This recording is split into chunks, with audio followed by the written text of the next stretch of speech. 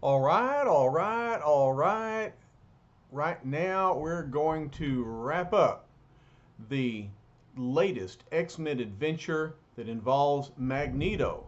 He's everywhere, he's everywhere. And he is intent on uh, building, creating more mutants with which to dominate the world. Oh no, that's the last thing we want. But who is there to stop him? Only Iceman, because Professor X and the other four X-Men are floating away into the substratosphere in a gondola powered by a hot air balloon. Oh, goodness gracious. We'll have to see if they can escape. But in the meantime, Magneto has the Angel's parents, Mr. and Mrs. Worthington, under under a spell, and he's using them and their DNA to create more mutants. So let's see what's going on. All right. The last time we looked in on Magneto, he had assembled his machinery, and he is everything is in readiness, and he's about to set his devices in motion. Okay, so let's see what happens from here. Now he begins. By means of my selector panel, I'll actually control the size and the strength of the mutants I create. Oh my goodness. They'll be the superior of any human on Earth. Only the matchless power of Magneto will exceed their own. Suddenly, the room grows dark as glistening waves of ionic energy cast a startling glow, rippling the air around the soft, humming main magnetic field. And Magneto says, "It's working! More than any other force on Earth, the power of magnetism is infallible." And now my mutant production line is beginning to take form. From original conception to final creation, the process is perfect. Super powerful slaves of Magneto, each like an army unto himself. These ionic waves creating the mutants sound like a hissing sound as they are in production. And I'll continue to produce them in the tens, hundreds, thousands, millions. Their number is incalculable. They'll overrun the earth, conquering all in the name of Magneto. But suddenly, the process has been halted. It isn't possible, and yet someone or something is fighting me.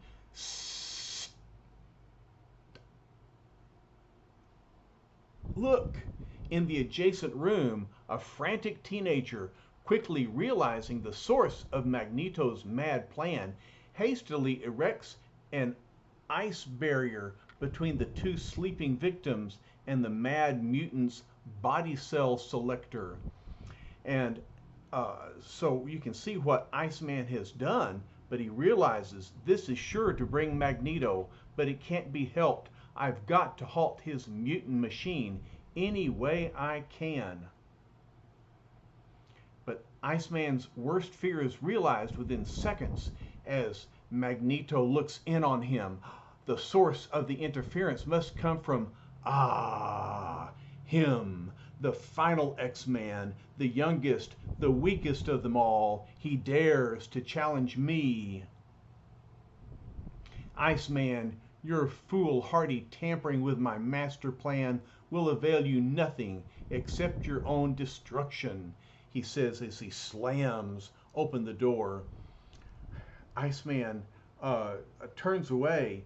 He thinks, I knew he'd come after me, but at least I've stopped him for now. But for how long? Magneto says, I'll destroy you with a gesture. Every object in the room will become a deadly threat. Nothing can overcome the power of supreme magnetism.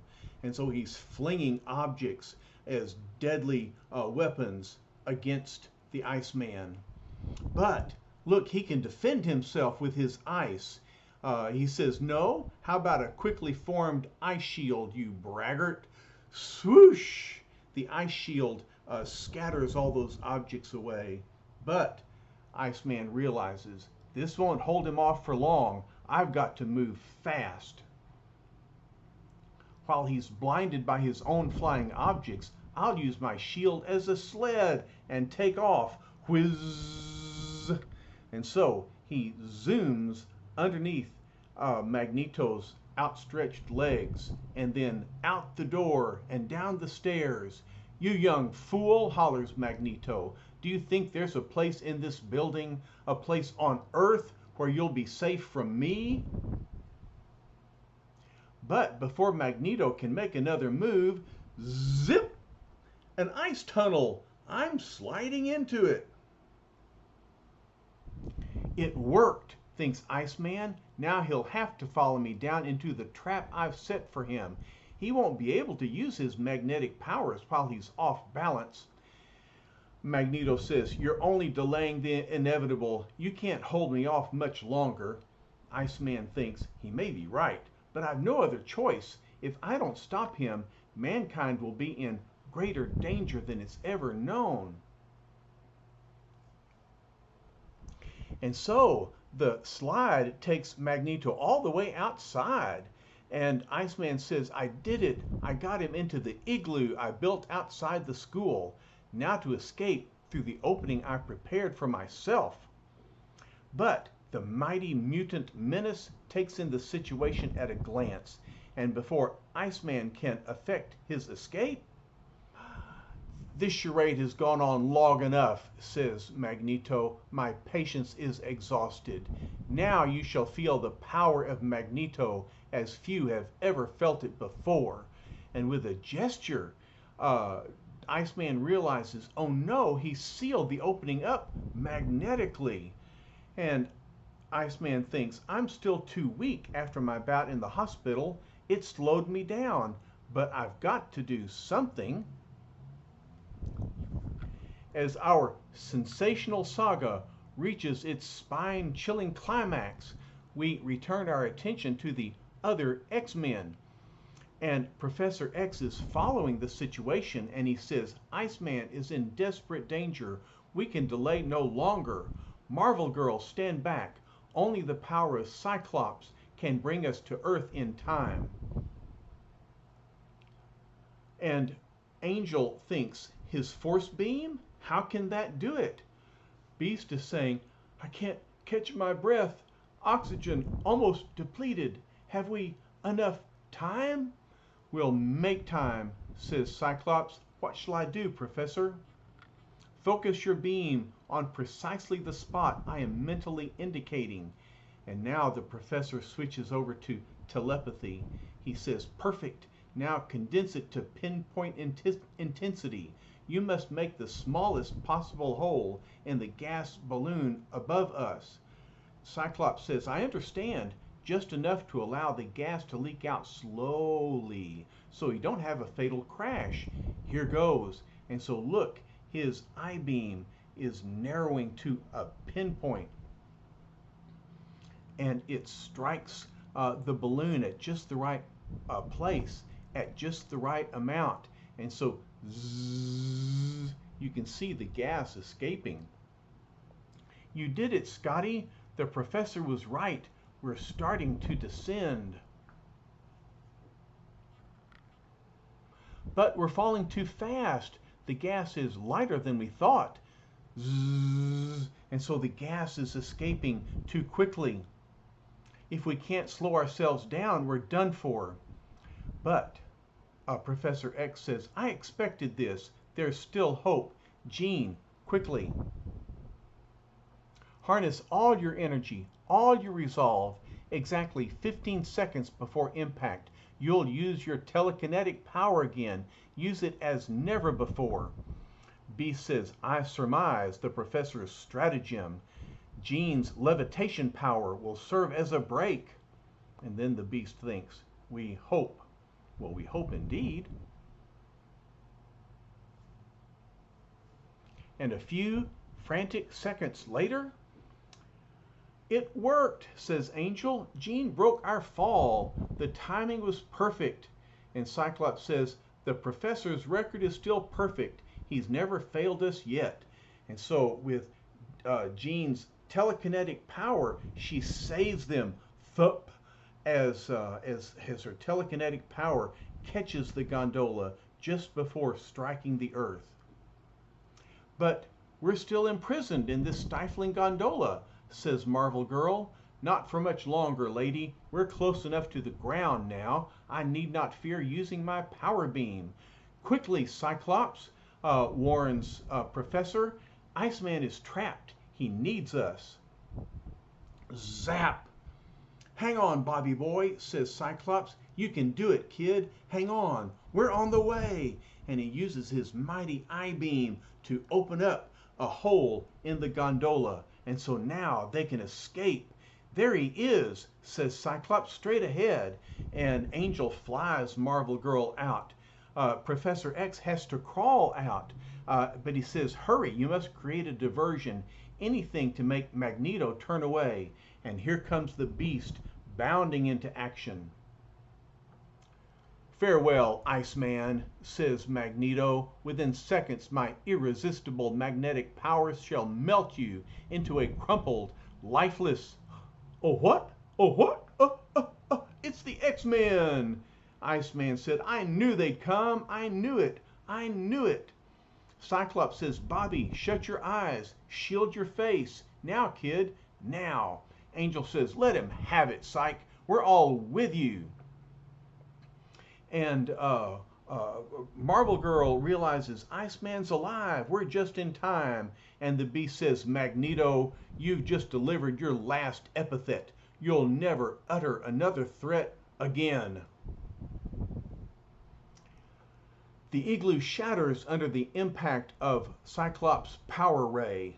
But, Magneto thinks, I am far stronger than any frigid barrier. Crunch! I am well aware that it will be long minutes before your power blast returns to full strength after such a drain upon it. Thus, it is the power of Magneto that shall now turn the tide. X-Men, prepare for your final fate. Big words from a big man. But here comes the Beast. Everyone prepares in his own fashion, you magnetic misanthrope, whatever, monkey. Personally, this is my way of anticipating the inevitable. And here comes the Beast, bounding up and about to land on Magneto. But Magneto waves him away with a magnetic gesture. This is mine. Sheer bestial strength is nothing to the power of magnetism. But let no man think that without his power, Magneto is not still the equal of any. Whack! And so he strikes the Beast with his fist. And we've already seen his mighty fist can pack a mighty wallop. Good work, Beast, says Cyclops. You held him off long enough for my force beam to reach peak intensity again. But you shall not use it, Cyclops, claims Magneto. Back, all of you, or Iceman dies. No, hollers the Beast. And look, he holds Iceman within his magnetic grasp. Get him, says Iceman. You can do it if you work together. I don't matter. I'll give my life gladly to rid the world of him. Brave words, Iceman, says Magneto, but utterly meaningless. I would sacrifice anyone to achieve my aims, but your fellow X-Men are too... Oh, what? The Angel. You notice how the X-Men always interrupt Magneto's big speeches? They're not listening to a thing he says. Angel says, "You think we're too timid to take chances? This is the second time you've underestimated us, and it'll be the last," as Angel comes plummeting down with both his fists aimed at Magneto. Then, as the maniacal, menacing mutant momentarily ducks his head in a natural reflex action, the Angel adjusts his flight pattern and he grabs Iceman. Says, "It worked. I got him.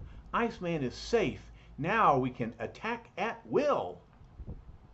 Well, attack at Will? Poor Will. I thought they were going to attack Magneto. And I bet they do. "Bah," says Magneto. "You've done nothing but delay your ultimate defeat." And so he shoots his magnetic power again.